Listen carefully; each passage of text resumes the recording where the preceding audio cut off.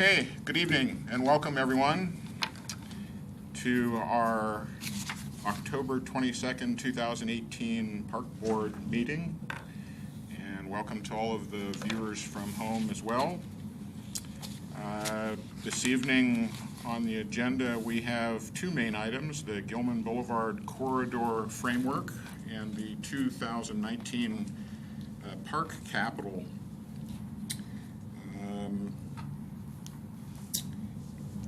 With that, has everybody had an opportunity to review minutes from our last meeting in September? Any questions or comments? Just on the approval of minutes, it says approve the minutes for February 26, 2018. Thank you.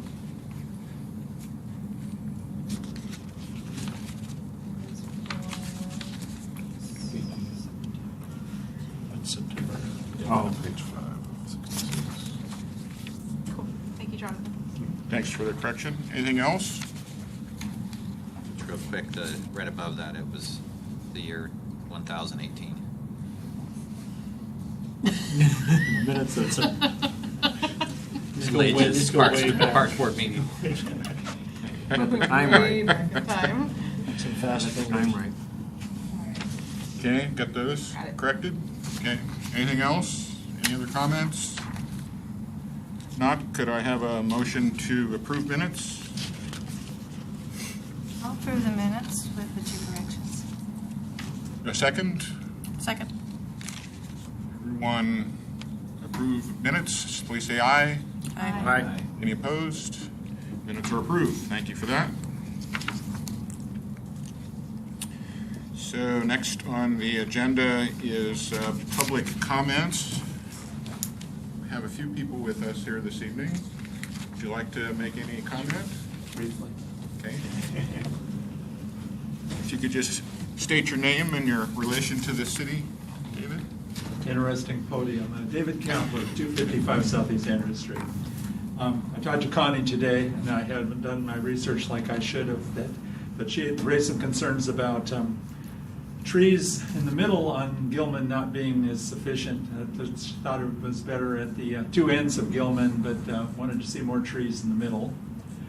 She had some concerns about gathering places and whether the social, the planners have their name for the social gathering places where we need to have those, make sure that parks are making sure that those kinds of places are included in there.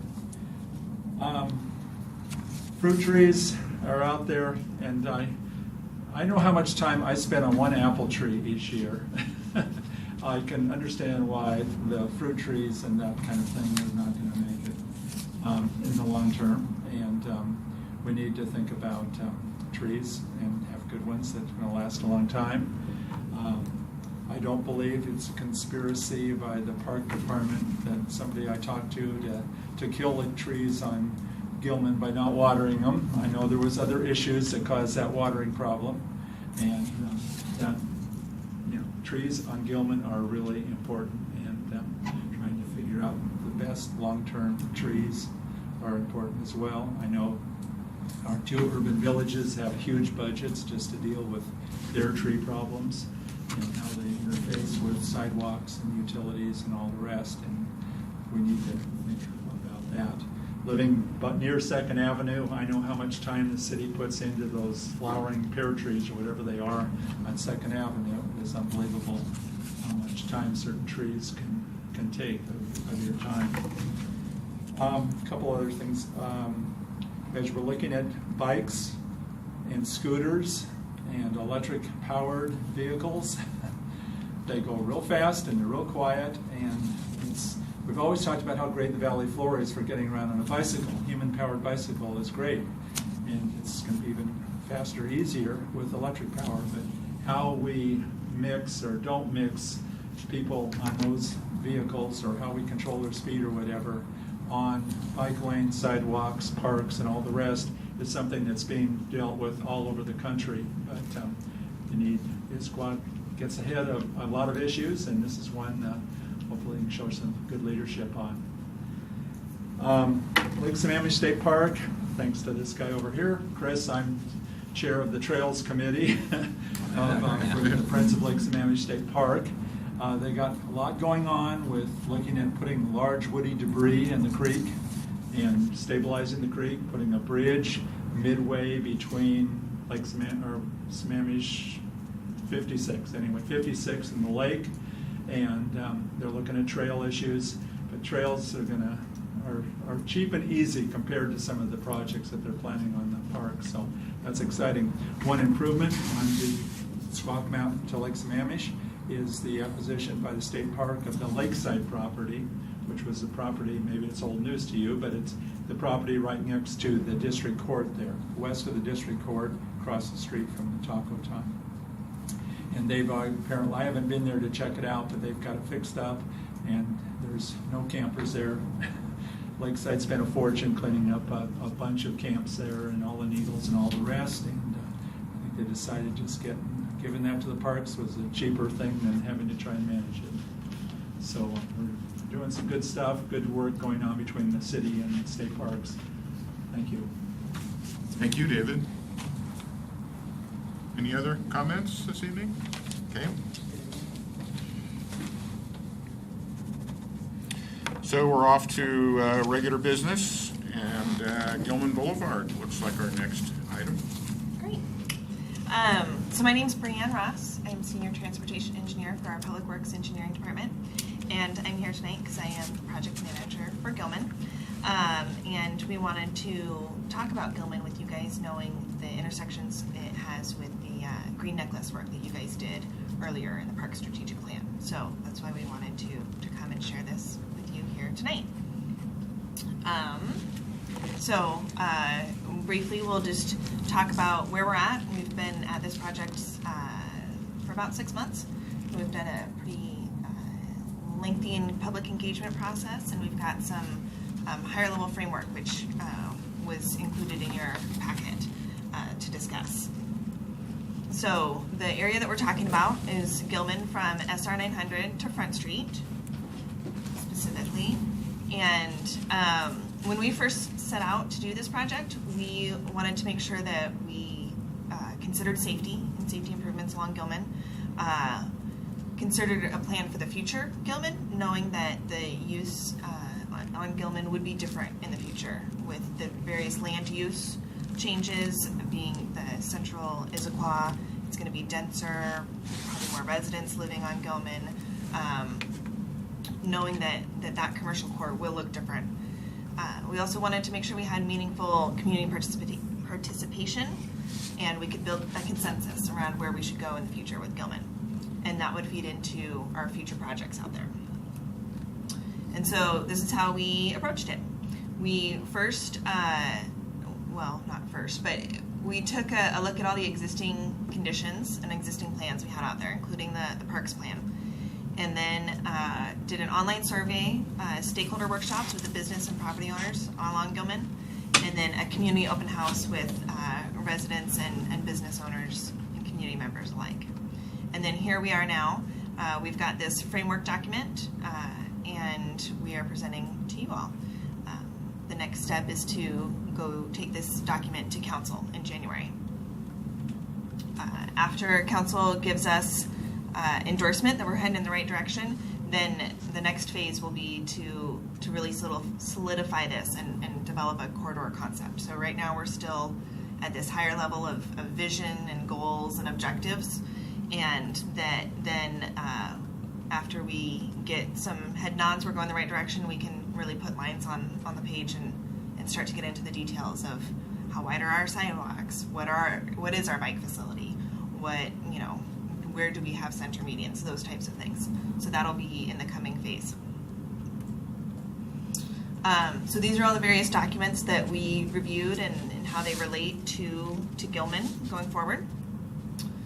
And as I said, one of our first things to do was to meet with the various property owners and business owners in the area. They were very focused on traffic and the visibility of their business from the street, and then making sure that whatever we come up with is implementable, that it's not too lofty of a goal. Then we had our community workshop. We had a mixture of residents and business owners, council members that attended that. There we really just talked a little bit more about the future of the Sound Transit Light Rail Station, knowing that that'll be somewhere in the vicinity in the future and how that impacts Gilman and what that looks like. Certainly still talking about how the good things about Gilman are that it's a vibrant economic commercial core. We want to keep that. And then also we got into some of the concept of trying to make Gilman a corridor where you could park once and then walk to your destinations. And that was a big topic of conversation as well. So this is kind of all of our various touches with the public. We did a lot of business visits. We were in the chamber newsletter trying to make sure that we were reaching everybody. And this was our survey results over time. So we ended up with 761 people responding to our survey, which is really great. We're really excited about that. And they were, this is where they said they lived. So we got a good geographic distribution throughout the city of people of where they lived. We also asked them where they work, things like that. But what seems probably more relevant to you guys is looking at the multimodal aspects of the survey. So these are the survey results. You can see that some ideas were more popular than others. But this is a great tool that we're going to take as we go forward in developing the concept. These were the different amenities that we asked about. So certainly street trees are acknowledged as being a really important aspect of Gilman, and street lighting as well, and various planting areas. We also got into the details of biking. So one of the things that got the most support was really strengthening the connection to the regional trails around Gilman. We also asked people to select one of those options of the buffered bike lane, protected bike lane, or shared biking and walking. And you can see that shared biking and walking ended up with the most support. We also talked about the natural environment, which got a lot of support. So you can see, things that got high 300s had a lot of support. Everything else was more moderate to low. And so we do have a creek along Gilman, and that crosses Gilman. And so this is something that we are looking towards. How can we make that an amenity? So our community goals. An initial list of goals was identified by our project team after reviewing all those existing documents and discussed with city staff. We then presented this to the community through the survey, and then also to the property and business owners at those stakeholder meetings. And from there, our list evolved. We changed it based on the feedback we received. And we then took this list to our community open house, where we got confirmation at that workshop that these were the right goals. So these really are the community's goals and how that came about. We do know there's competing needs among these community goals, and also not all of the goals are really applicable in every situation. Specific locations along Gilman will be impacted by the specific needs of that area of the corridor. So a couple things to point out. We have the creek that's adjacent to the commons and crosses Gilman. We also have Issaquah Creek, which is probably more well known. The other creek looks much more like a ditch. There's also bike lanes for half the corridor, and there is bus routes on Gilman with bus stops. And then there's also a trail network that surrounds Gilman. So as an overview, this is a high-level overview of the opportunities that the team has found for Gilman. So certainly enhancing that creek next to the commons there along Gilman, looking at these gateways as kind of an opportunity to slow traffic down, signal to them that they're not necessarily on I-90 anymore, that they've entered Gilman as a corridor. Looking at these new street crossings, which have already been identified in the Central Issaquah Plan, and evaluating the existing driveways all throughout the corridor and how those interact with the street. And then also wanting to look at providing access, non-motorized access from Gilman to the stores. So one thing that we heard a lot of is, you really have to walk across a lot of parking lots, and there's not maybe great access to those stores for those people that do want to walk. So trying to strengthen that connection and look how we can do that. So that's kind of my overall view of the framework in general. I have a couple topics of conversation to guide you guys on, if you would like to do that. But also, if you have any other comments, please, I encourage you guys to bring them up. This isn't necessarily just what's on the PowerPoint, but so one thing that we wanted to discuss is knowing that there's competing needs on the corridor. For example, looking at vehicle access could potentially conflict with other project goals, like making it more multimodal and walkable. So we're interested in feedback on how these goals were presented in the framework, and if we found a balance, in your guys' opinion, with how we looked at these. I in concept, I love all the ideas and goals, but just looking at this slide in particular, I wonder how realistic it is. I mean, I would love to have a separate trail that's like a bike pedestrian trail that goes along Gilman, and there are certain areas where the geography is really conducive to that type of trail. But in this area in particular of Gilman, you can see one of the great things about Gilman are the trees, right?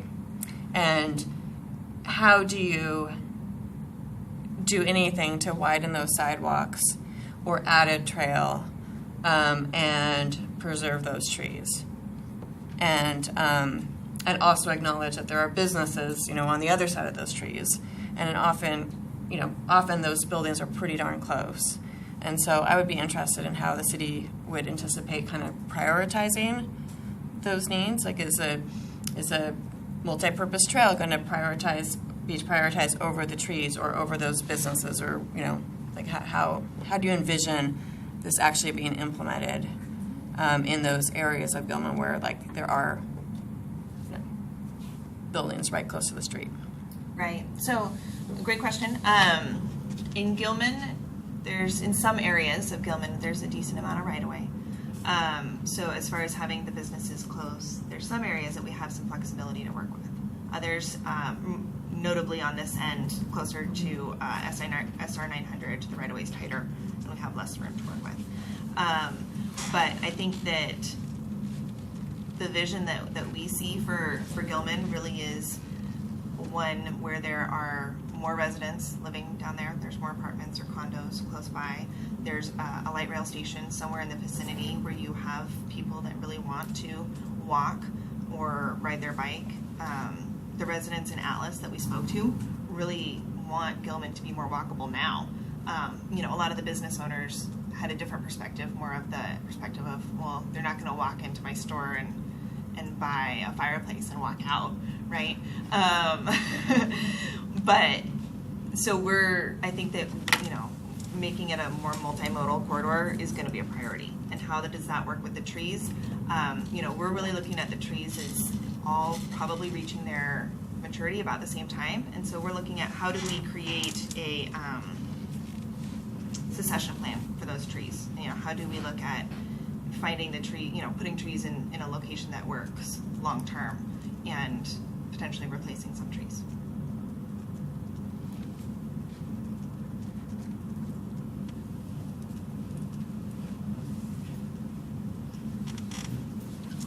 So you fed right into my next one. We can come back to that. But this is, we know that existing street trees are a challenging topic, both with our edible landscaping, our mature tree canopy, and then also the commercial shopping district on Gilman. So there's several competing needs there. And so one thing that we're asking is, have we found a balance with these objectives and design considerations? I know there's a lot of text on there, but that's some of the relevant ideas that are out of the plan related to trees.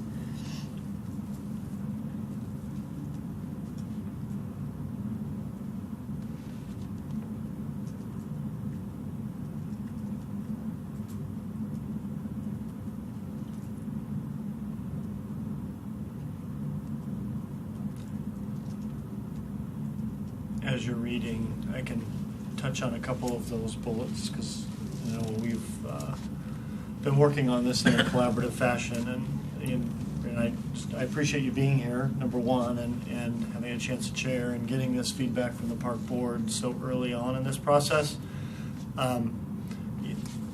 Always a tough one in terms of managing living, breathing trees, and I think this speaks to Dave's comments and public comment as well.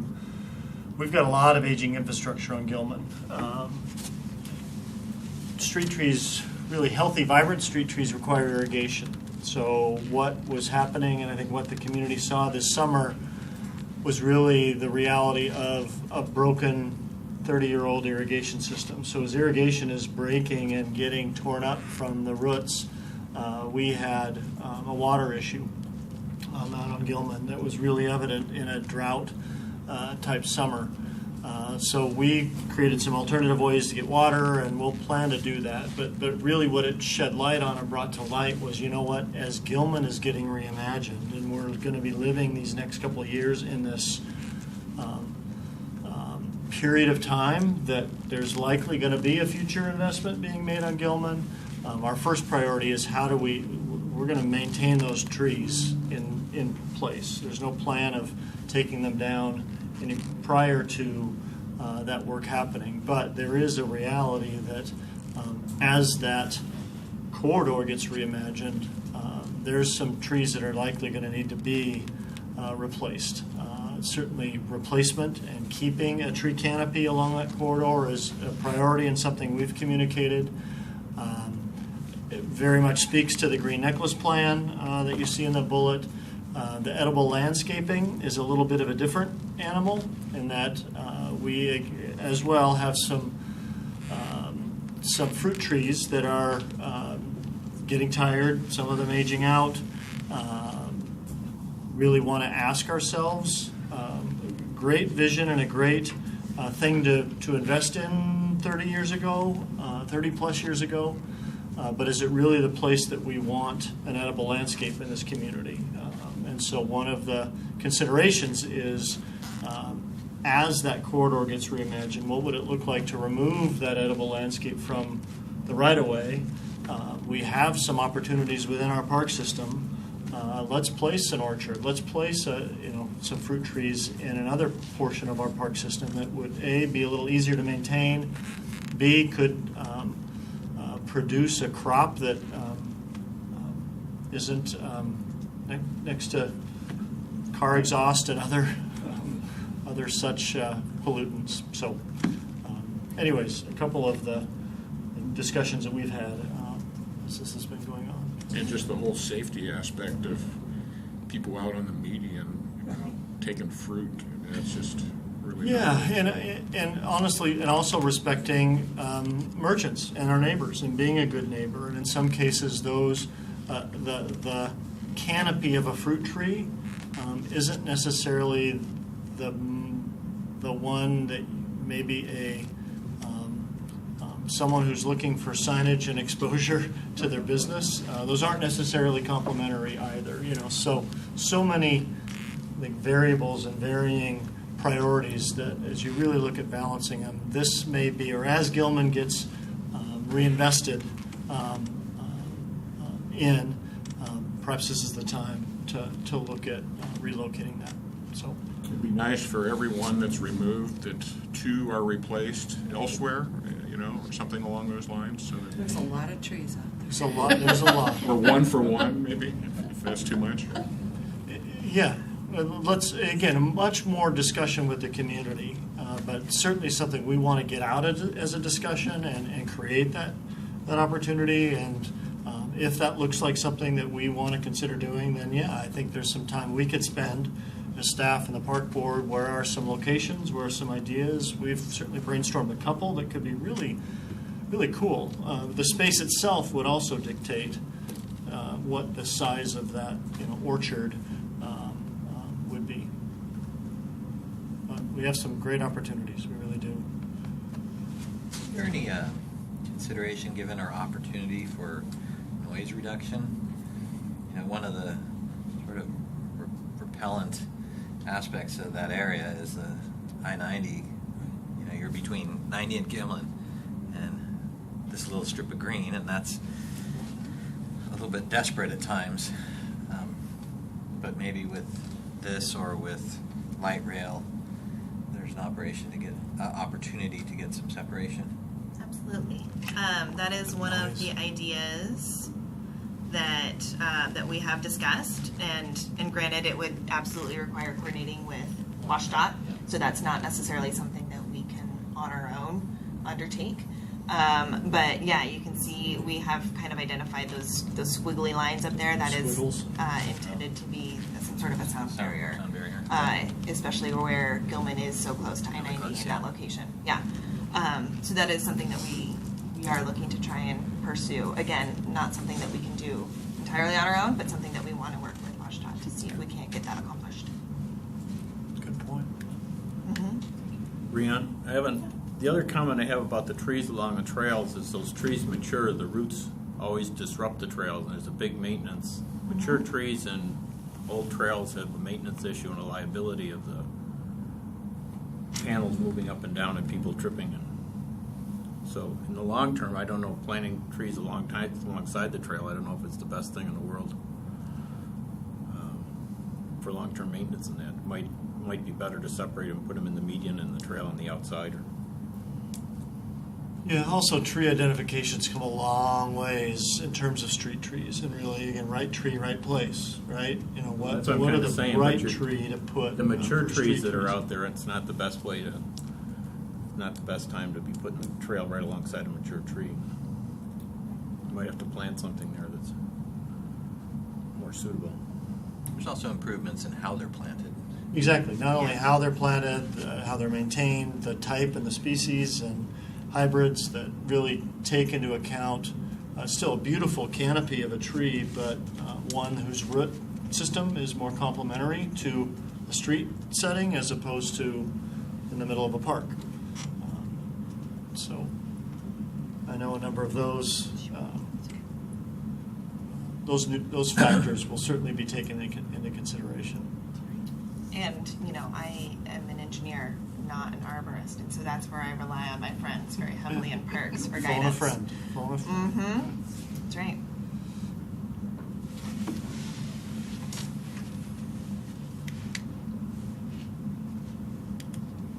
So I looked at the handouts ahead of time, which is, I guess, your PowerPoint, and definitely the improvements to the juniper kind of crossing at Gilman is, I think, for me, kind of the biggest priority, and especially being able to connect the trails, the Lake Sammamish trail to the Rainier Trail without having to make the detour you currently have to make. So I think that really resonated.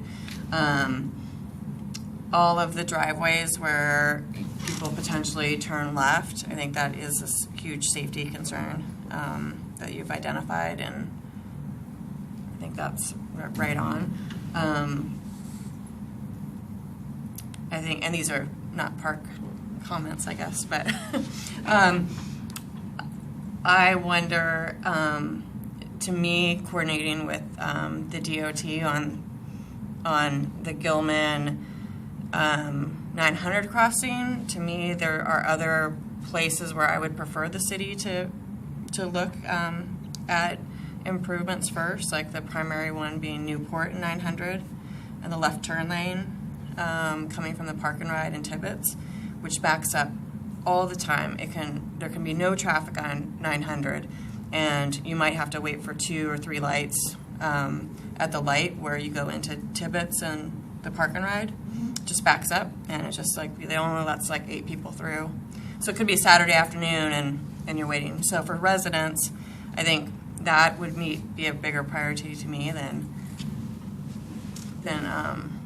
900 in Gilman, which sort of, I drive that all the time, and it's congested, but seems to work okay. It doesn't seem like there's huge issues that you could resolve. So those are sort of my thoughts. I'm also concerned about if we end up with a transit station, or the light rail station kind of near 900, and we have this on that map you have the transit, the bus stops that are really located close to 900. I don't know what buses stop there currently. Yeah, so those are existing bus stops. For what kind of, where does it go? Are there a lot of buses? I guess I've never seen a bus stop there, but I can imagine that if you had a Sound Transit, you might have more buses along Gilman, and it concerns me potentially just to have stops so close to 900, because those are points that are real pinch points during commuting times. So if there's a bus that's going to stop on 900 by the Shell station, that could be a huge problem. Okay, those are my Thank you. commuter thoughts. One other item. So this is, I don't know where this fits in because it's infrastructure, but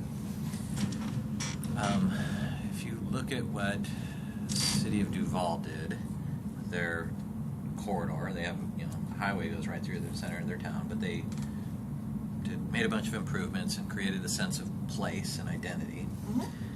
And so then I wondered about what could we do to do that. And one thing that I think we have that no one else has, or not as much, is bridges. And so many of our bridges been around for a while, and they've got some nice elements, but they're very understated. And I'm wondering if there's any consideration given to, for instance, that one across Issaquah Creek, to keep its style, but maybe give it a little bit more oomph and tie it in with the improvements. And then maybe that idea spreads to the other bridges. But given this as a starting point. So really as a design element and an aesthetic. That's a great point. If I could emphasize something Danielle said, because you're spot on, and I think you're not just speaking for yourself in terms of the East Gateway, and that, because if you remember in our park strategic plan, as well as the Green Necklace work that we worked on with PPC, that intersection, that connecting the East Lake Sammamish Trail and the Rainier Trail, and making that a seamless experience is a priority, and a priority we heard from the community, and I'm glad you brought it up, Danielle, because it really it represents some work that came from that public outreach, and now is being reinforced and really is allowed to inform now the Gilman Corridor Plan, and how do we really reinforce that opportunity. Those regional trail users on East Lake Sammamish Trail, as we've said in the park plan, right? There's no reason the trail should feel like it ends at Gilman. Let's have that continue and be an experience all the way into downtown, and then as well for our residents to be able to go right from downtown up onto the regional trail. And the other thing that we talked about over the last year when we sort of have relooked at the Central Issaquah plan is using some other corridors as potential places to really have bikes go or pedestrians, and to focus those. And so, in particular, I don't know what street that is, where you have the trail there. Mall Street is the dashed line in between Gilman and either Mall Street or the other street that's parallel to it, and whether it makes more sense for the city to invest infrastructure like that on those streets that don't have a lot of that probably have the more potential for redevelopment, like wholehearted redevelopment. And if you did something like that and came off of it may just alleviate, if you had that be really where the bikes and pedestrians went and connected with Gilman, but maybe did not force them to be on Gilman the entire way. And you'd potentially have a nicer crossing as well with a bridge or something else on a street that's not the Gilman 900 intersection. So where this complements with the park plan again, if you remember the Mountains to Sound Greenway Trail and some of the discussions as the Gilman's been happening, we've been having these very discussions with Public Works and again want to help inform this work, but this doesn't have to be the only east-west bike trail experience through town. And I think I hear you speaking to that same thing. yeah, just it might make more sense to peel off at some point, rather than force it, and force it and have kind of a user experience that's not great for anyone. I think incorporating the Mountain to Sound Greenway Trail on some of these maps would be helpful. I know that that's outside of the Gilman corridor to some extent, but at least it would give a reference point in terms of where maybe some of those interconnections might work. And I know the Mountain to Sound Trail is still kind of up in the air where that layout's going to be, but I think to include it to some extent where it's tentatively proposed would be helpful.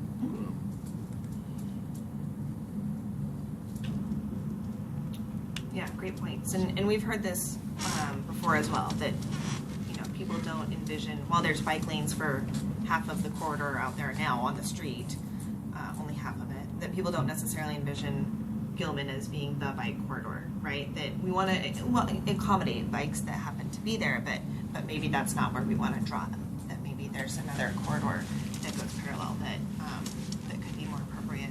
And I guess the question is kind of, are you trying to make this user-friendly for commuter bikes that are, going fast and with traffic, or, for people who are just kind of recreationally out with their families and need to feel safer and be a little farther away from traffic and go at a slower pace. So.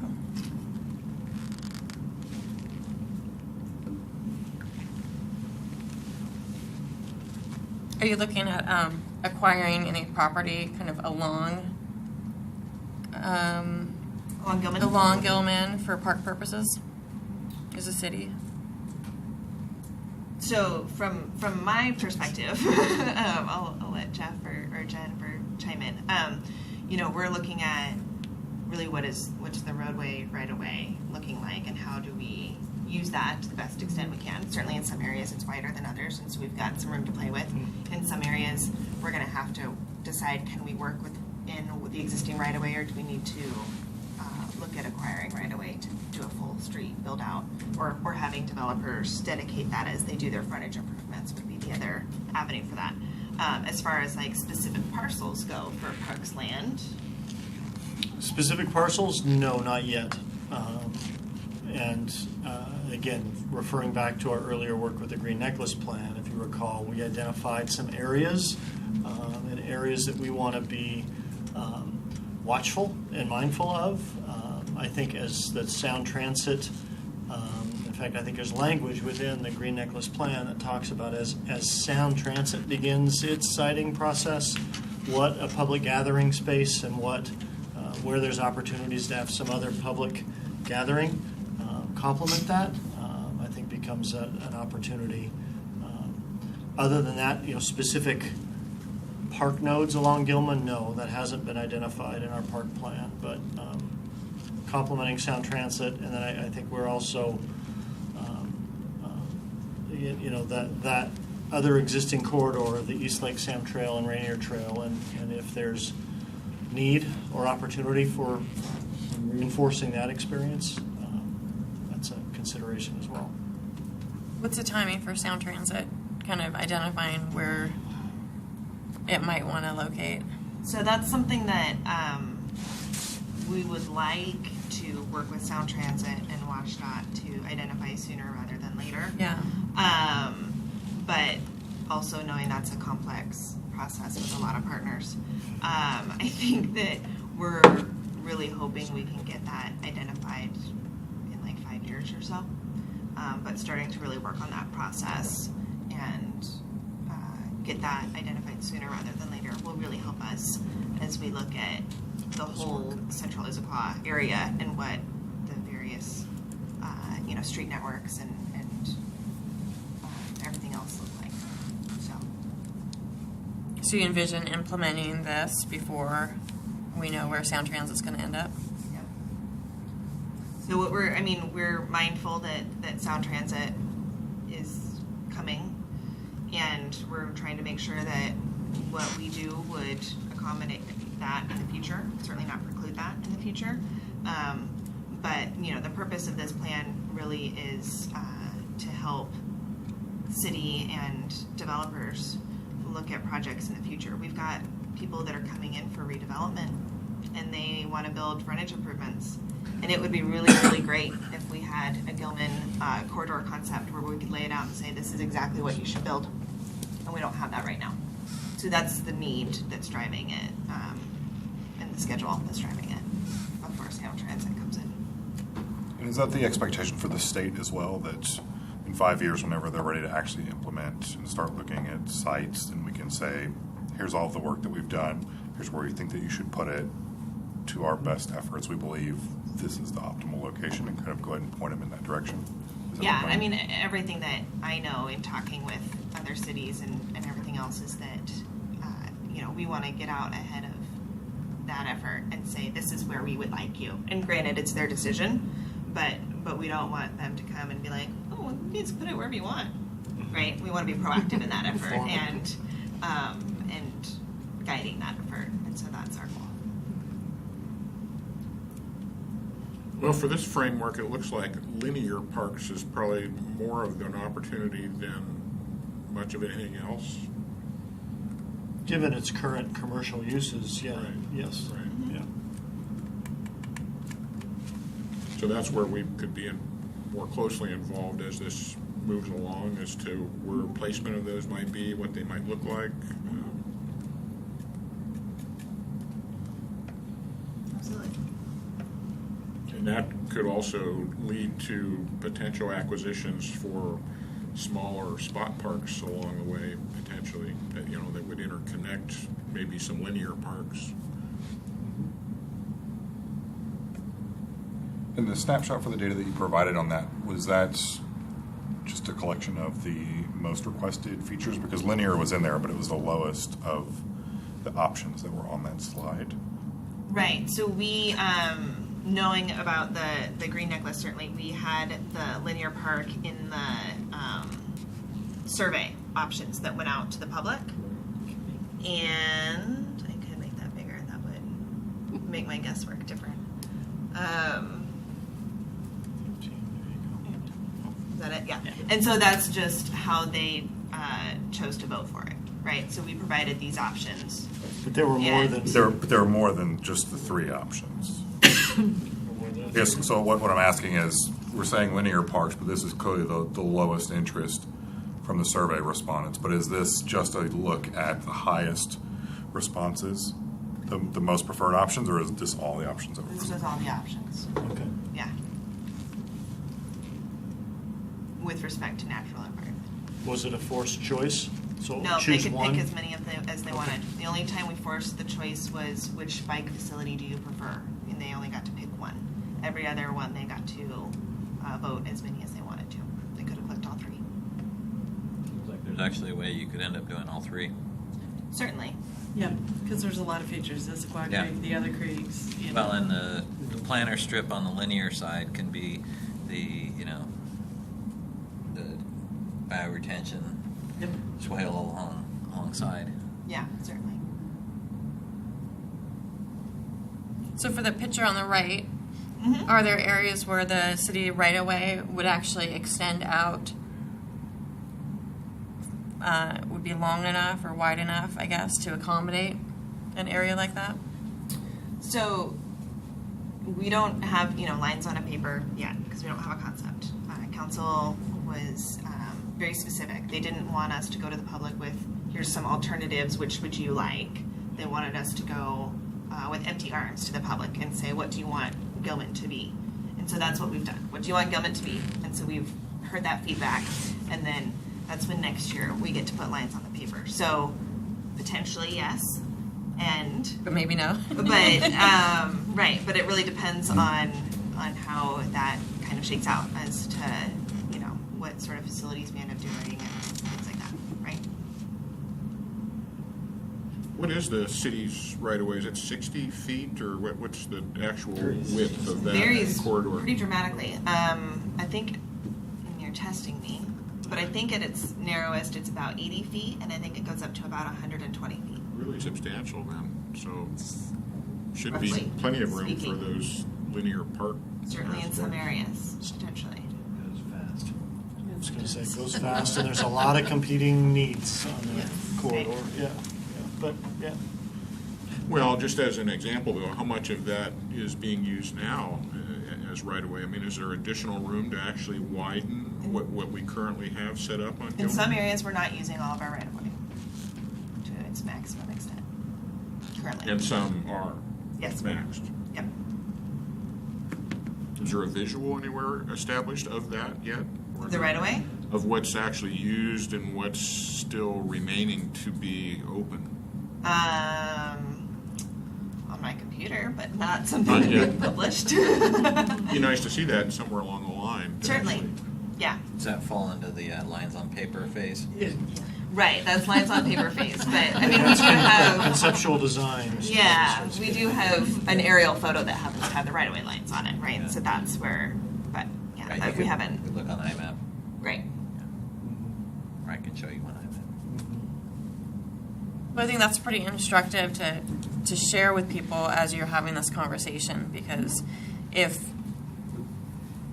there are enough of the areas along Gilman that don't have sufficient right of way to expand to provide a separate pedestrian walkway, then then does that mean it's off the table? Does that mean the city's prepared to do something to acquire that or whatnot? But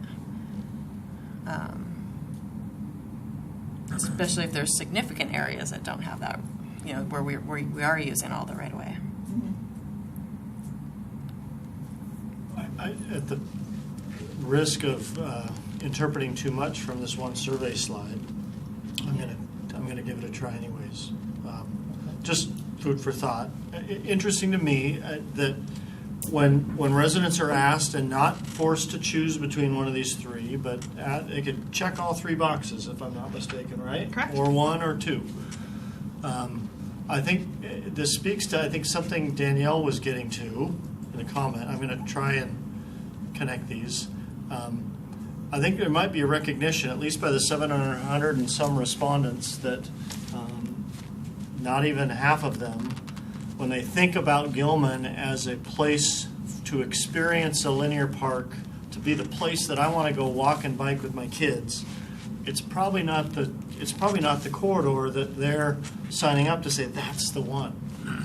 It's probably a testament to we've got some really cool corridors in Issaquah that if someone wants to go bike and walk, they're going to choose somewhere else. And I think that'll be an important, and this is the parks guy saying this, but I think we have to recognize that walkability, that experience, maybe doesn't have to be everywhere in Issaquah. And as we're prioritizing our investments, there might be ways that we can achieve it, but if it's moving heaven and earth and spending a lot of money to experience here, maybe we're going to realize through all of our other planning efforts that experience could be better invested on Rainier and East Lake Sand Parkway or the Mountains of Sound Greenway Trail. So in some ways, I think the respondents are telling us something that, yeah, it's cool, but this might not be the road for that experience. It's hard to say how No, much. I mean, It's hard to say how much of them are kind of using its current state as a way of deciding that it's not good now, and could you really develop it to be something better? It might be hard for people to visualize that. Yeah, and I want to be careful. I'm not trying to limit it. I'm not trying to say, no, it's not going to happen. I mean, I think we certainly hear, it's going to be exciting to see as this goes into conceptual, how that can be accomplished. But it's just, again, something that I keep in mind, and I think, is that sort of echoing some of what you were saying? It's a commercial street, right? And it's right next to I-90, and it's, it's loud, and, I've walked it and ran it like a bunch of times, and it's, it's fine, but it's not my favorite part of, Not where you're gonna go recreate. of the city. No, but I have to say, I drove Gilman this morning, and there were people standing in a bus stop, and I'm frequently down there in the mornings, and I was like, wow, there's 10 people at this bus stop. I never By knew this Atlas? was such a popular stop. Like by Atlas?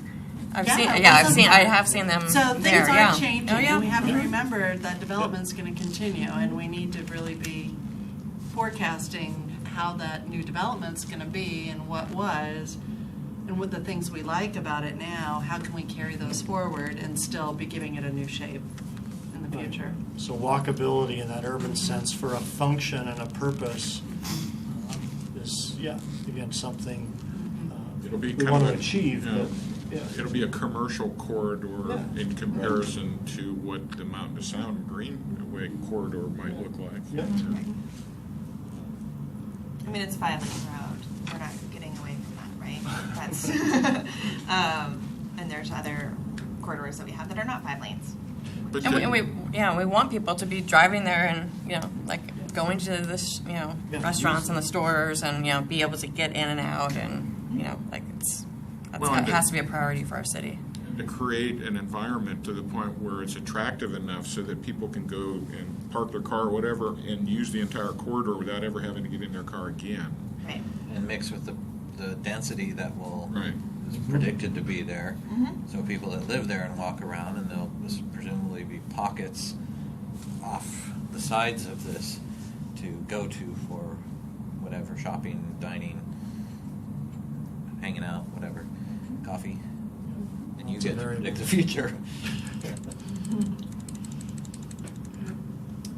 I just think with the concept of having that pedestrian area where, there's no cars there, but Maple, Or mall. or mall, yeah. yeah, that I just kind of think of Gilman as just being a way of getting to that and from that. Yep. It's not something that people are just going to spend a lot of time on.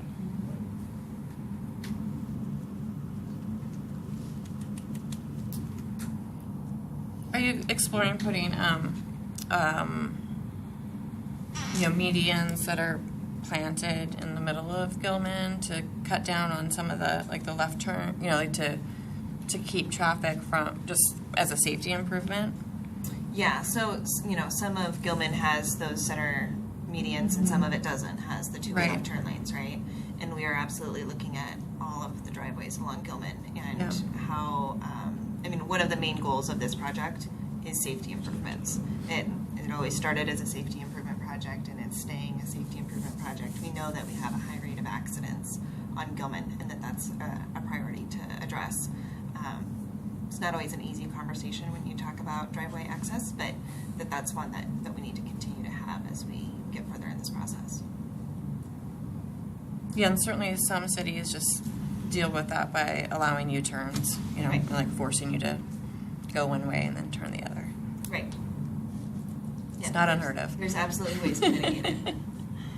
I'm still welcoming all comments, but I also wanted to, I know that you guys have a schedule. Be mindful of that as well. Discussion. And so I wanted to let you guys know our next steps. As I mentioned, we'll go to council in January, both with this framework document and then a scope for the phase 2 work that we'll look at starting next year. Welcoming any revisions you guys might have to the document we have in front of you. And then also looking for potentially letters of support from you guys, taking that with us to council if that's something that you guys are interested in. So, no pressure, just going to throw it out there. That's great. Any other thoughts, comments?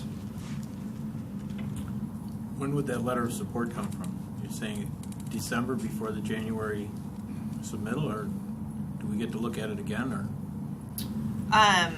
No, I probably wouldn't be able to come return to you.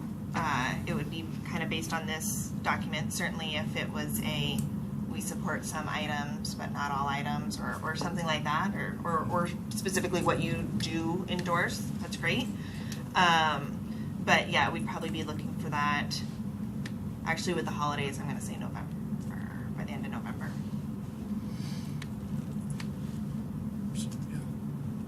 I know we'll talk about that a little bit more. The chair will take that on in terms of what our calendar looks like in closing out the year, but that's something to keep in mind.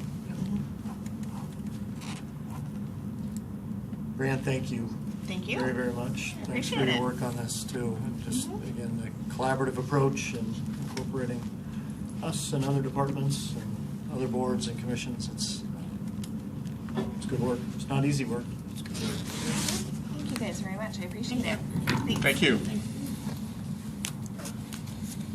So that leads us right into Jeff talking a bit 2019 park capital. Yeah. Wanted to have a chance to talk a little bit about now that the proposed budget, the mayor presented her 2019 proposed budget to council last Monday. You have in front of you this one pager. We'll make sure that this also gets incorporated into the minutes. For those watching at home, we have it up. I'm sure Tim is focusing on that rather than me. And I need to- That'd be great, Tim. Can I add something real quick? Please. There are, on the email form, which didn't print, there's some things that are a little different on here from what is actually in the budget packet. We added a few notes, so just to point them out to you, it's this top title right here, the page number, and then also at the bottom, you see about 5 lines here that are a little smaller font. Those are items that you will not find in the budget as well, but they'll show up blue as we scroll through the handout. But Yep. just wanted to point those out. Yep. No, thank you, Jennifer. Yeah, just for the purposes of discussion, we wanted to note the reference page for you and anyone else following at home, or we'll see the minutes where this is. So what this is this is a one-page summary of the Park Capital Fund. Why I wanted to emphasize this and bring some attention to it is, one, it really is going to share what our Parks Capital request is and what our potential program is next year, which will certainly involve your work plan as a park board as we start looking at 2019. And the other reason I really wanted to focus on it is this really represents the next step. If you recall, as we were adopting the Park Strategic Plan, this reality came up in that we have a 5-year CIP that was adopted before the Park Strategic Plan was adopted. And we noted, while the CIP was being adopted, that we would likely want to go back in 2019 and tweak that capital plan a little bit once the Park Strategic Plan is done. And so what this, I'll walk through these work plan items and the request.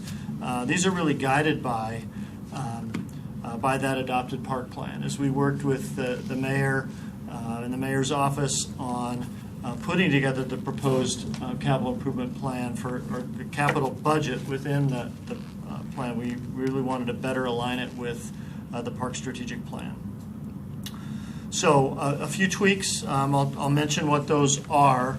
I'll kind of go down to the work plan focus area and spend most of my time just sort of walking through those, and then open it up for discussion and conversation. Like I said earlier, this will be discussed as council begins deliberating the budget over the next couple of months, and begins to reflect really what our focus is on. And so hopefully as I go through these, you'll see really how they're informed by what we saw as high priorities in the Park Strategic Plan. So Creekside and sensitive land acquisitions was a project identified in the prior CIP. That remains as a continued priority. Dog park construction is a project that was added in the CIP last year and would certainly remain. Park master planning, we would continue this. The focus of that master planning work, we would like to be on these 3 areas. Tibbetts Valley Park, It's really identified as a high priority through the park plan, an aging park ready to be sort of reimagined, both for central Issaquah planning purposes. It's interesting, I mean, as we're talking Gilman, Tibbetts Valley Park is really in need of being better positioned to serve what's going to be a denser area around it.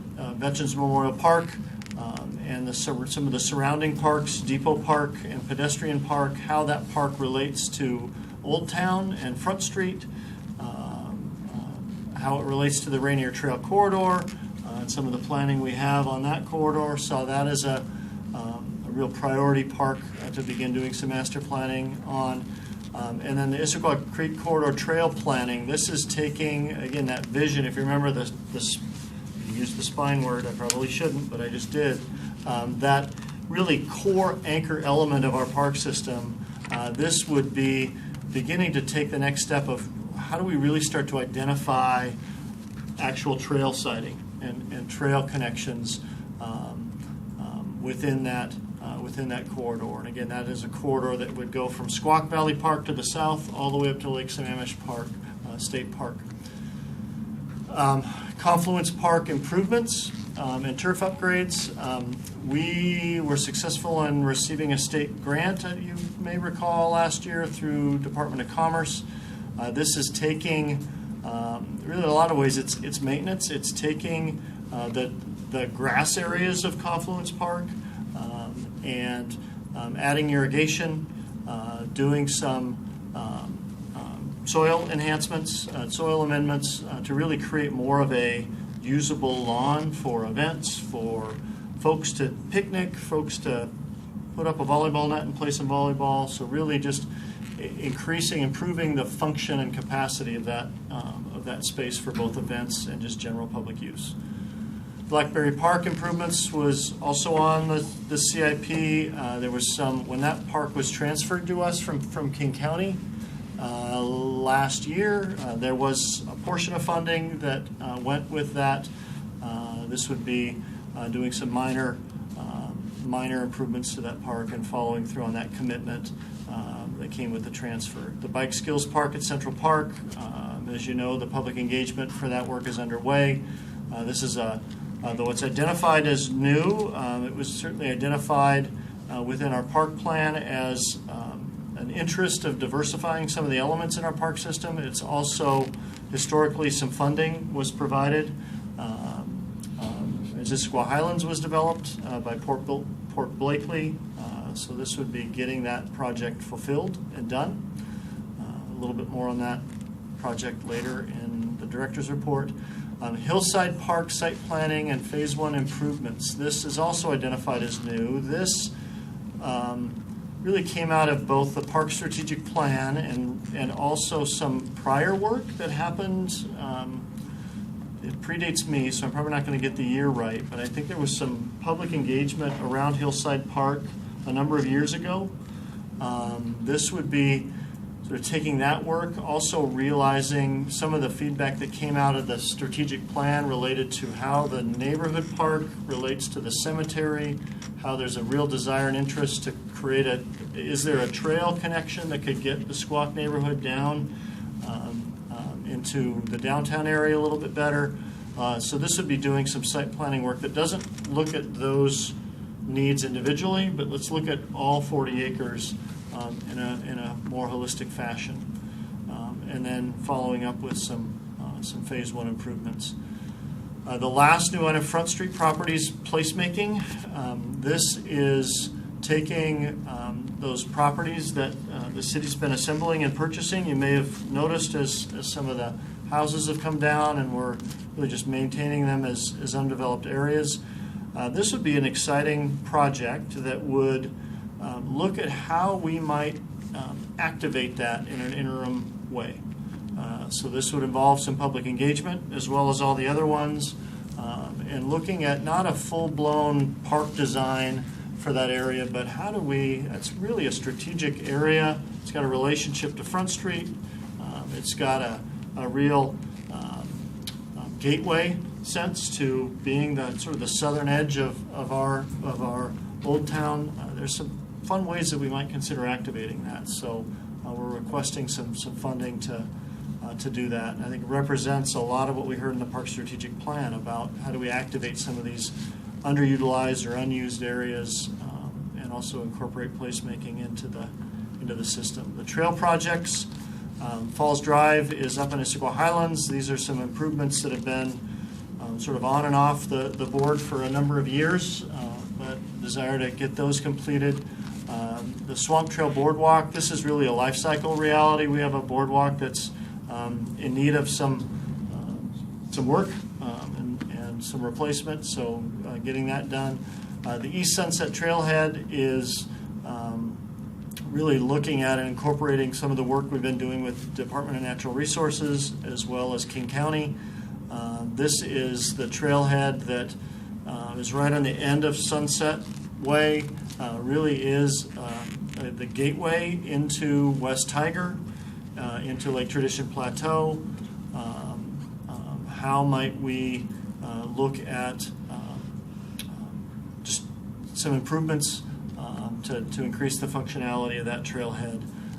We've had conversations with some other landowners around that property, in particular Department of Natural Resources and Puget Sound Energy. So this will be a multifaceted project, but I think really addressing, if you recall from the park plan, really one of the key elements we heard from the community is how does our local system and what our local system is going to be, how do we interact, how are we interacting with the regional elements and regional properties around us? And that represents one of the more immediate opportunities to start looking at that. The blue items below that Jennifer mentioned, these are work plan items that are within the proposed operating budget. So we either had some professional services funding requested or smaller amounts of capital that aren't in the capital budget that we wanted to identify to you and call out, and also I think represent some major work plan work for us. The Green Issaquah project, this is another name for that urban forest management plan. If you recall, as we talked about, and even as the park strategic plan was being adopted, this was something that the council asked as a condition of approval that that urban forest management plan work get going in 2019, as well as an update of our tree canopy study. So that is a key project. Skate park demolition, we have some funding requested in our operations budget to complete that. That was a commitment and a priority that the park board had even mentioned once the new skate park was completed. The third item, trail wayfinding and park signage. This is also, when you look at the park strategic plan and some of those low-hanging fruit and opportunities for just improving our current trail experiences, but coming up with a plan that can be incorporated into our current trail system and park system, but also be sort of added to as the system grows and evolves. The fourth item, you may also recall as a item that came out of our work with the Planning Policy Board, the PPC, Planning Policy Commission, I should say, and that was doing an update of the goals and policies within the Park Strategic Plan. So it was a lot to cover. Comments, questions, thoughts? A couple things. One is the master planning at Tibbetts and Memorial and Creek Corridor. Mm-hmm. Is there going to be assistance through outside consultants for that, or is that all in-house? Yes, there would be assistance from consultants. So it would be a mix of from one of our park planners serving as project lead, and then some consultant support to help with that, and a high degree of public engagement with all of those. Yep. Do you have a priority among those, or will they all happen at the same time? Don't know. I think council deliberations will help us to inform that. Tibbetts, I mean, looking at sort of what came from engagement, I think Tibbetts was probably the higher priority and probably be the more involved of the three, but really the sequencing, we don't really have a recommendation right now. We're open to that. Open to your thoughts and comments as well on that. And the East Sunset Trailhead, would that also potentially incorporate that section kind of along, the old railroad corridor there that goes all the way down to the middle school? Yes, so as we've engaged, Puget Sound Energy owns that corridor, so that's part of, we really see them as being a player, a stakeholder in that work. Yep. So a number of those projects kind of touch that Sunset Boulevard, kind of downtown Front Street area. And just as we kind of plan for that area in the future, I just want us to keep in mind that there are probably about 4,000 teenagers, that go to school within walking distance, and it could be more than that. And in 5 years, it will be more than that. I just think there are a lot of opportunities here to maybe do some improvements or park planning to serve that group that is kind of underserved in our community. I guess that's a great point. That's an excellent point to keep in mind.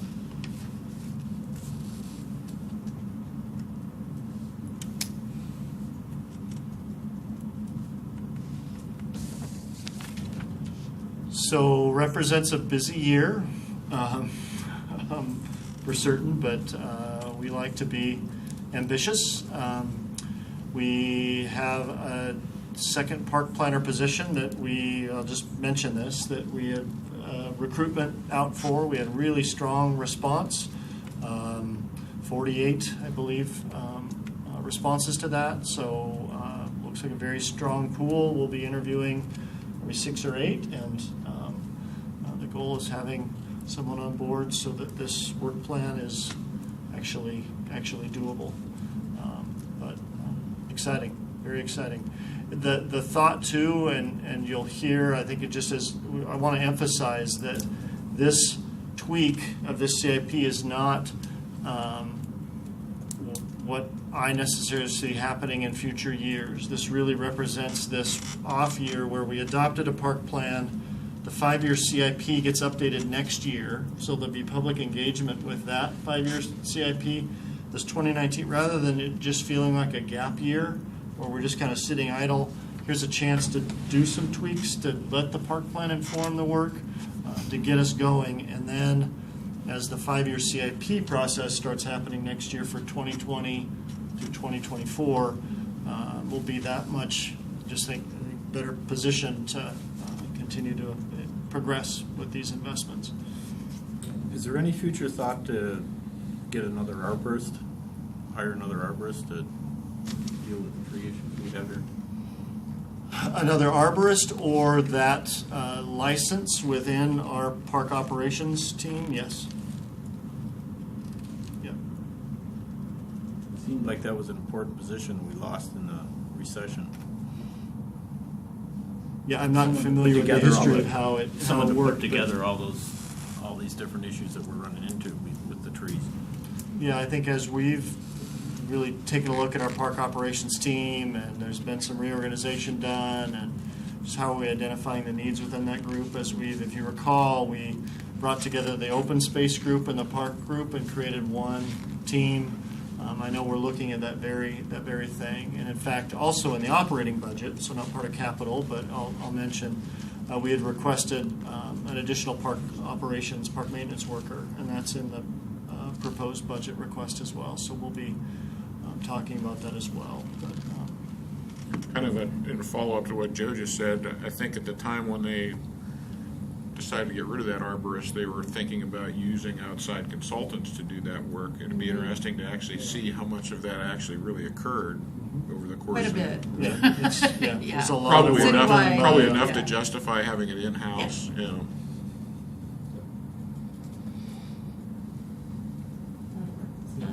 Yep, great point, Joe.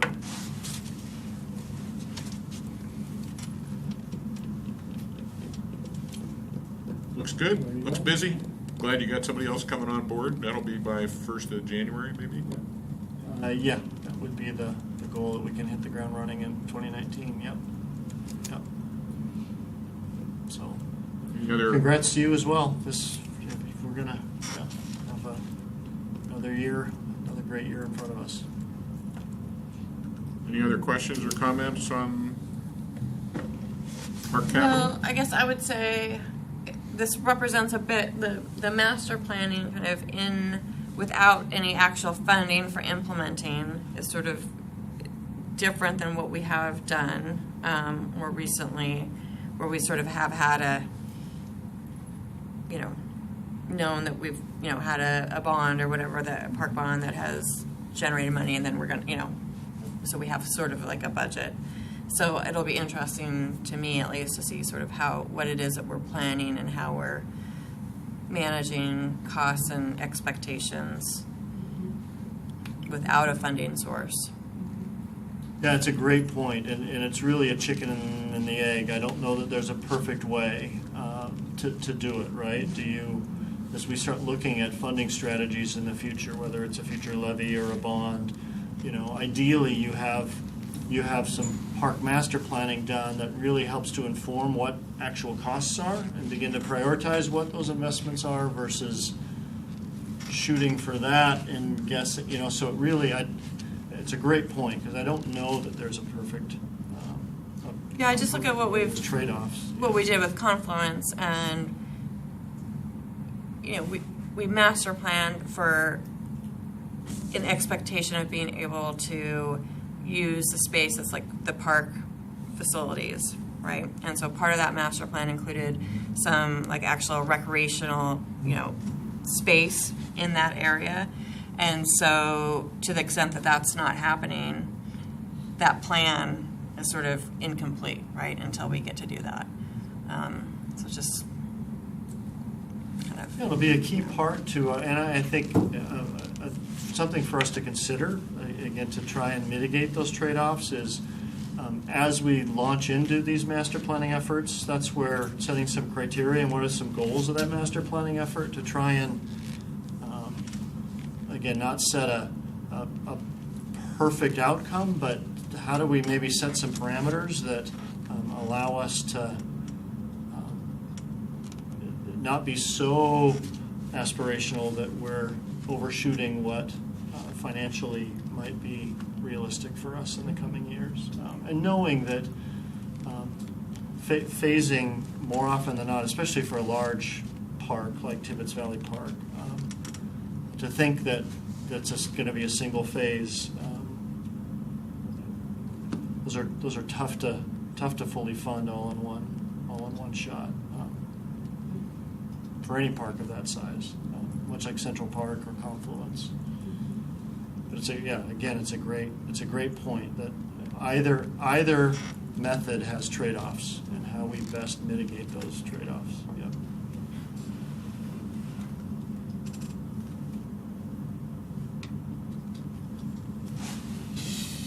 Other comments, questions? If not, I guess we're moving on to, do you need a break, or are you ready to move Why on? don't you go, Mr. Chair, and I'll Okay. follow you. I only have two things for my report. One is I had mentioned a couple months ago about a new program that Woodland Park Zoo is putting together, or has put together. They have a grant fund that runs for a couple years.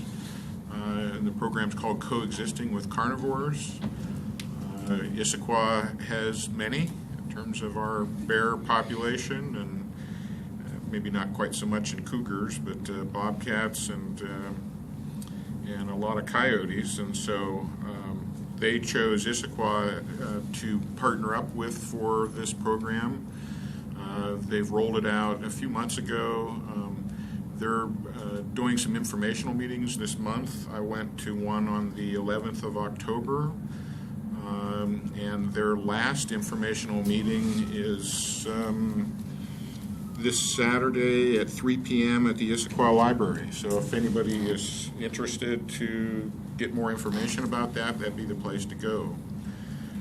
Right now, essentially, they are in the process of kind of putting together various teams. We're not sure yet what these teams are going to be doing, but that'll get worked out here eventually in the next month or two.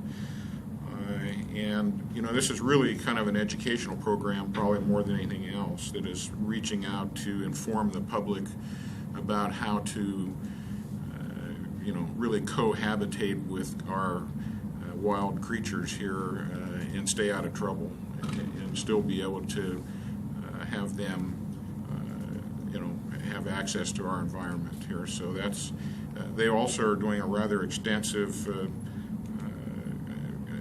program with the middle school with a variety of presentations, and that's already been underway, and that will continue as well. So, and one thing that actually is working with this program in conjunction with Issaquah Parks is they are going to do a number of wildlife camera monitoring to assist kind of what Matt's done in the past, but this will give Matt maybe some volunteer support to maybe extend that program beyond what it's been in the past. So that's essentially what this is all about, is education and to help the Parks Department with some of the monitoring aspects.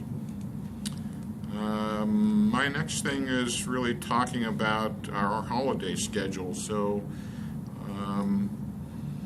our meeting in December is the 24th, and so that's not a good time for a meeting, so we're not going to do that.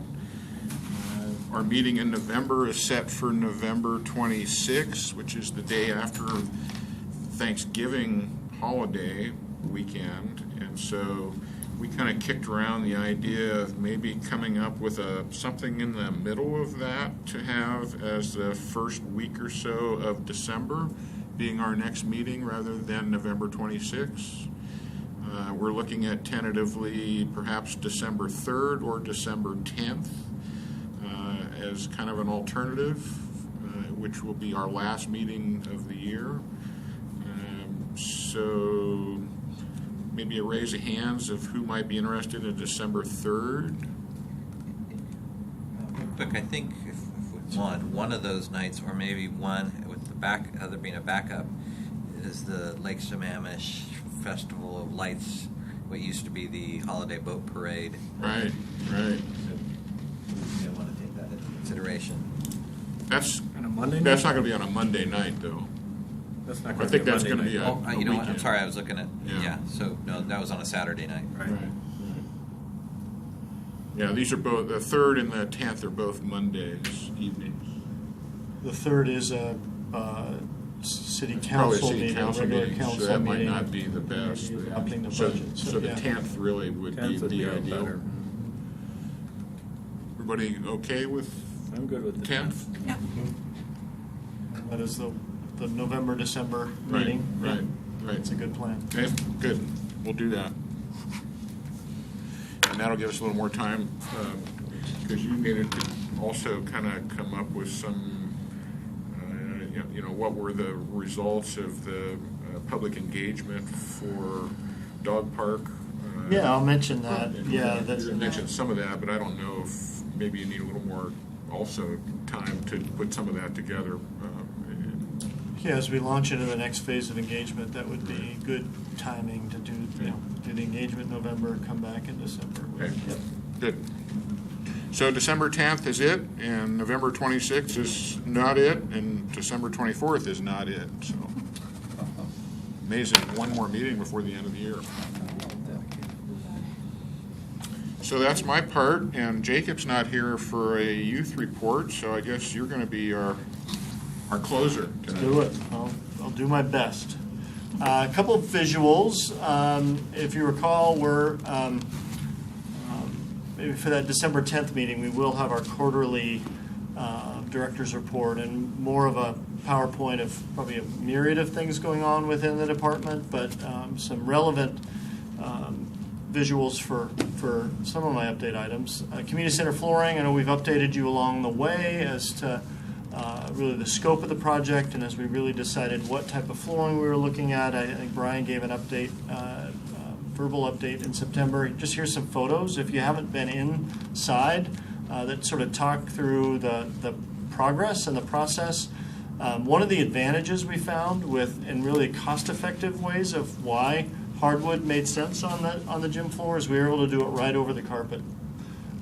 Surprisingly, to do like for like, to do carpet on top of, we would have had to tear up all that carpet and all the glue that goes with it. So being able to put plywood right down on the carpet actually represented some efficiency and some savings.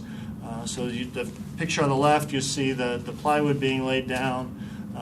On the right, it looks like rows of toothpicks. That's all the maple hardwood being laid out and allowed to cure for a couple weeks in the space before the process started. Oops, sorry. This is so exciting. Yeah. It's so exciting to have. So here you've got the wood now being sort of laid in. Amazing how fast they are in getting that work done. Then once the floor is laid, before it's stained, had to lay out the taping for the lines. Pretty interesting, fascinating process. And then the lines were painted, obviously. From there, you start to get the finish on the hardwood. But that's a great representation of what this space is going to be on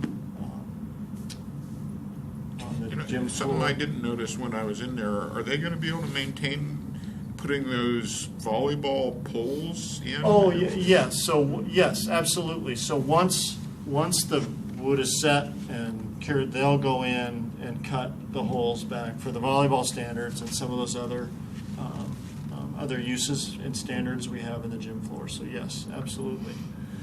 Another part of the project was on the second floor in what has been known as the youth center or the Rainier Room, converting that to hardwood.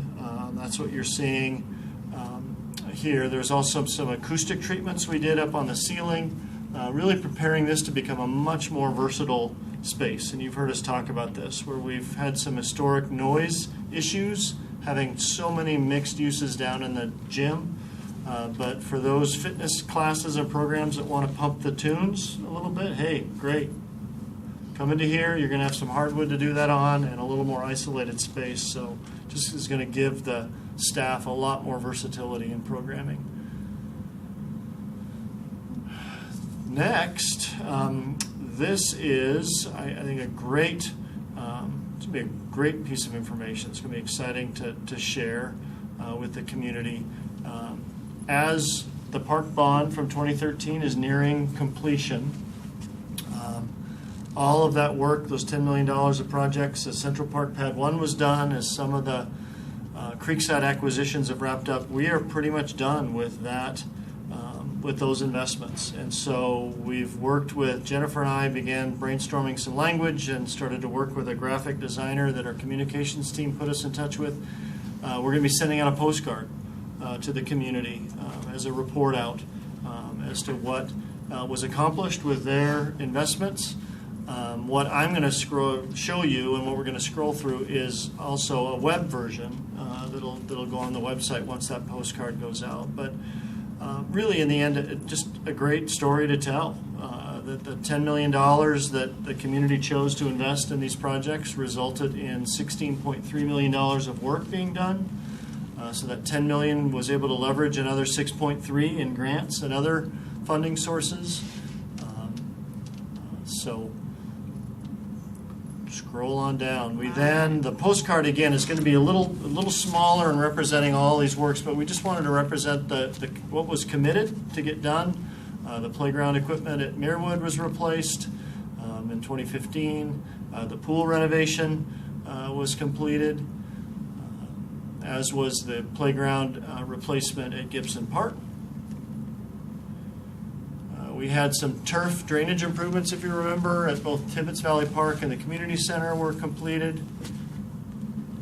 In 15, Confluence Park Phase 2, those improvements completed.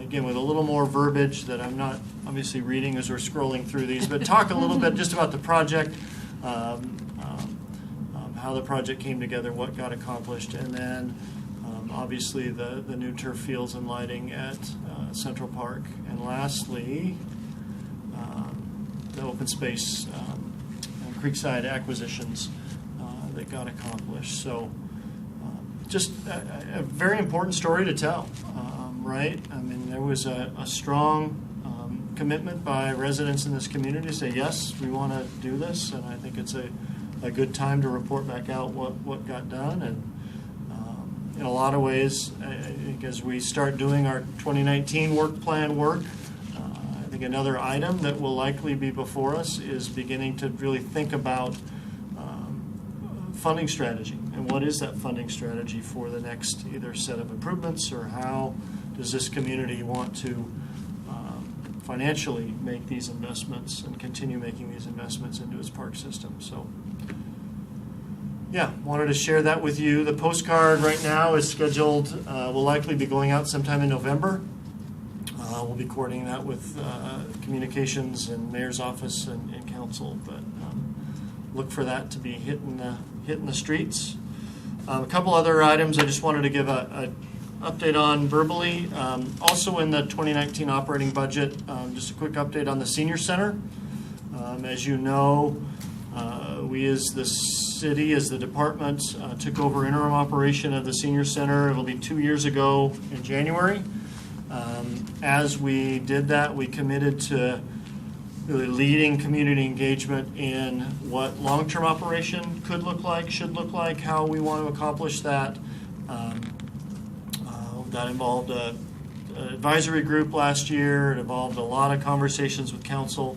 As part of the mayor's presentation on Monday, she put forth her recommendation and the Parks Department recommendation as we go through budget deliberations to take the interim tag off of city operations and transition to permanent city operations. So what that means, what that looks like is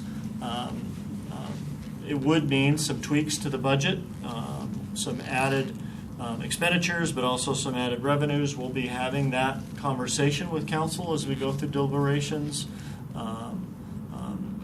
really seeking their policy decision on how we want to operate, but it really, in hearing the feedback from the community and hearing and seeing the work as we went out to solicit if there are third-party operators out there ready to partner with us. There aren't any right now, so what it really, we feel like it is in the best interest of that facility is going into making this switch as we head into 2019. So you may be hearing more about that as council, as budget deliberations go on. I just wanted to give you that heads up. The bike park, we talked about the Bike Skills Park project that we're shooting for construction next year. We just posted up on the website. If you remember, we had public engagement around that work. We have now a concept plan that took, a lot of ways, it's a hybrid of some of the options that we presented to the public. We're partnering, if you recall, with Evergreen Mountain Bike Alliance in that work. They are the ones doing the design work. The goal is to finalize that. We've got it out to the community to share and get feedback on this proposed concept and position that project for construction next year. Evergreen would be part of that construction effort as well, just given their level of expertise, and that really is what they do. We feel like they're a great partner in that work. So more to come there. We also think that project's a great candidate to seek some and leverage some of that Port Blakely funding with some King County grant funding. So we'll be submitting for a grant to get that work done. The dog park, we touched on that just a little bit in talking calendar. I think December 10th works really well with that because we are, that had a lot of survey responses. About 400, roughly 400 responses. As we've gone through those and vetted those, we've also begun initiating some work with Development Services, DSD, already to start talking through permitting requirements, zoning restrictions, deed covenants that are on some of these properties that carry grants that were grant funded. We should have the survey results and and sort of the next update on what engagement looks like. We hope to have that up on the website by Friday. I can tell you that certainly the survey response looks like we've got 3 sites that really were both identified as highest preference, and also, interestingly, those 3 sites were the ones that were identified as having the least concern. If you remember, we asked the question both ways. Which sites did people have concerns with, as well as what you preferred. These 3 sites sort of were complementary on both ends of the spectrum. They were Tibbetts Valley Park, Bernston Park, and Inge Johnson Park. So at least, again, as we begin taking this next step, those will likely be the 3 sites that we begin to take this deeper dive on. Our goal is to initiate this second phase of engagement now that the public has really helped us to identify these 3 options.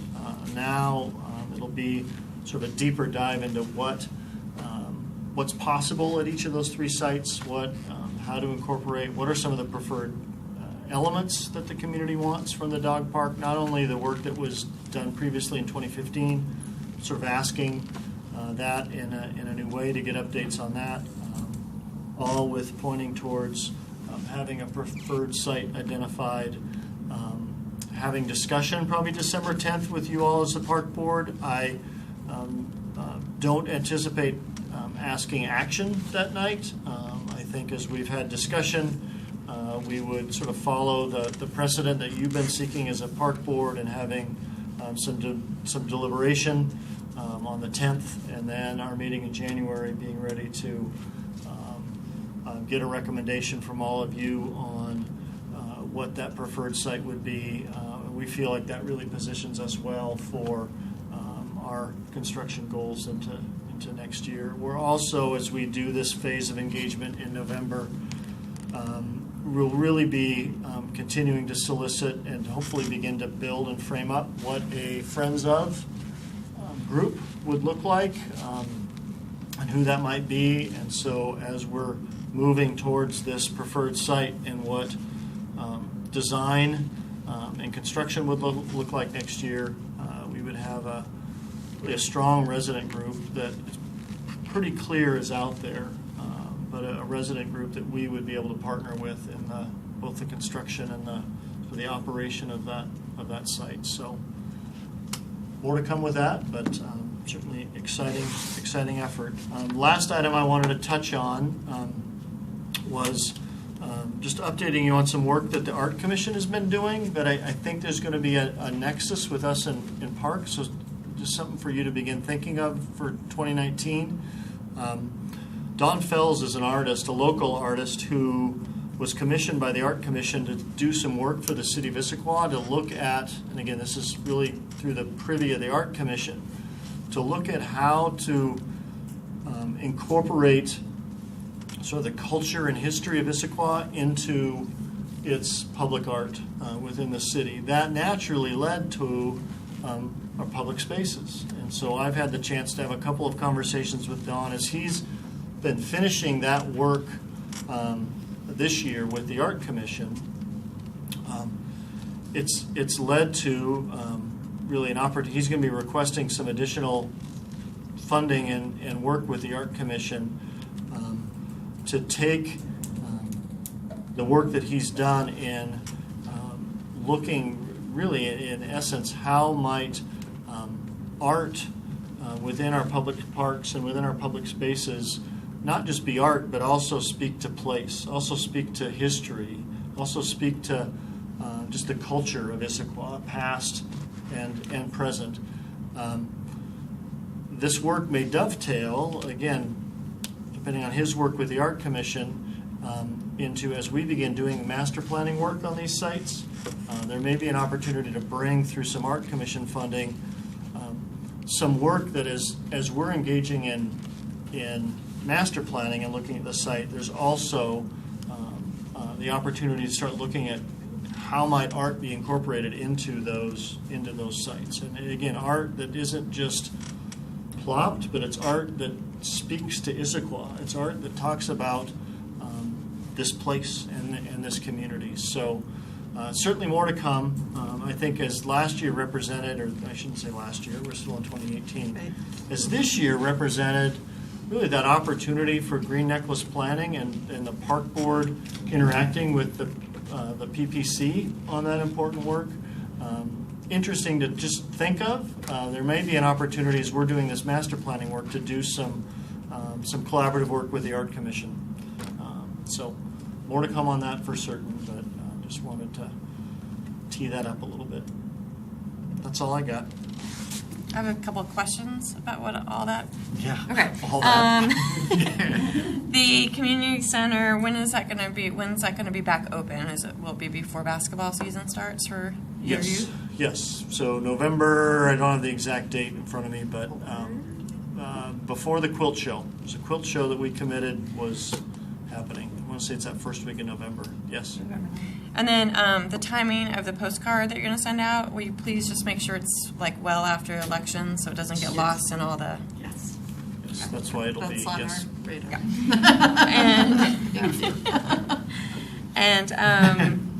Then turf field, is there anything in the budget for like ancillary improvements that we've talked about with respect to baseball in particular, to make that turf, the new field, kind of a safer shared space for baseball and other users at the same time? Yes, so there's some funding for bleachers. I know as we've sort of lived in that space at Pad 1, there's some funding to deal with some bleachers. I'll have to go back and see if there's funding for fencing or any of those items, I think is what you're sort of referring to. Yeah, like similar to what they do at Marymore and other fields. And just so other people know, that field, it's huge, and on a Saturday afternoon, it attracts a lot of people from the neighborhood, which is fabulous. But when you have, that field is designed for high school aged kids, and if they hit the ball, it can go pretty far and pretty hard. And so I was at some games this summer where user groups, just kind of kids playing, kind of in they got pretty close to the field, and it's hard. You don't want to say like you got to get out of here, but I think if we have a way that we can have that space shared and keep people safely, in safe locations. One of the issues with fencing in particular is storage and where that would get stored. Some of the so fence, that's yeah. one of the major concerns. And it depends on how big it is, and some of it some of the facilities have stuff that's more like a mesh thing that you kind of roll out, and they have stakes and stuff. So there's lots of different options, but I just want to make sure. We've been exploring options for storage as well as what that apparatus might look like. So, great. Yep. Great points. Yeah, it's always interesting when you build a space and then you live in it for a while. It's just recognizing and realizing that there's those. All right, how's the community using it? Yeah. Right? Like, it's not actually helpful when a kid in the outfield brabs the ball and throws it back in. Who's playing soccer? That's not helping. It doesn't help the game. Don't touch the ball. Any other comments or new business or announcements? If not, we'll consider this adjourned. Thanks, everyone. Thank you.